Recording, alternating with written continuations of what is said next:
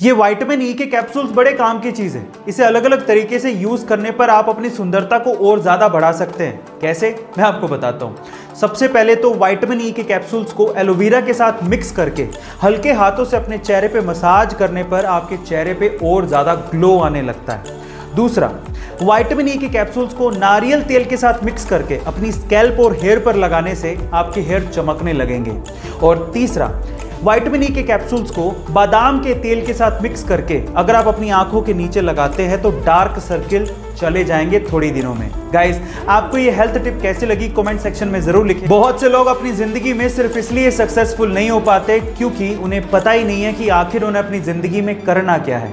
कुछ लोग तो पैशन को ही खोजते रहते हैं और इसी चक्कर में रह जाते हैं और सक्सेसफुल नहीं हो पाते। इस बात पे अमेज़न के मालिक जेफ बेजोस का क्या कहना है पता है? वो ये कहते हैं कि पूरी दुनिया में बहुत से ऐसे लोग हैं जो कि सिर्फ इस वजह से अनसक्सेसफुल रहते हैं क्योंकि वो अपने इंटरेस्ट या पैशन को अपने ऊपर थोपते हैं। वो ये कहते हैं कि याद रखिए कि आप अपने पैशन को कभी नहीं चुनते, बल्कि आपका पैशन आपको चुनता है।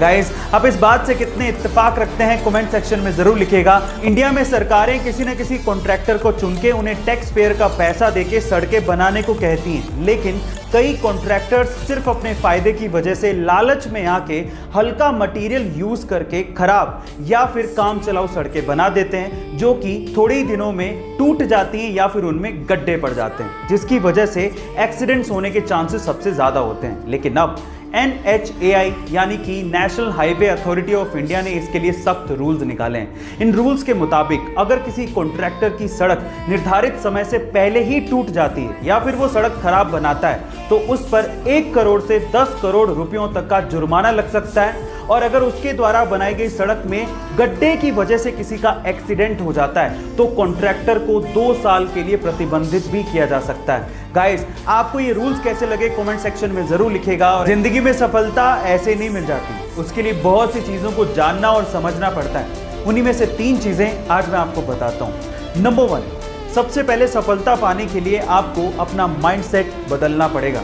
क्योंकि इस दुनिया में वो चीज आपको नहीं मिलती जो आप चाहते हो, बल्कि वो चीज मिलती है जो आप हो। दूसरा, OQP का प्रयास जरूर करो।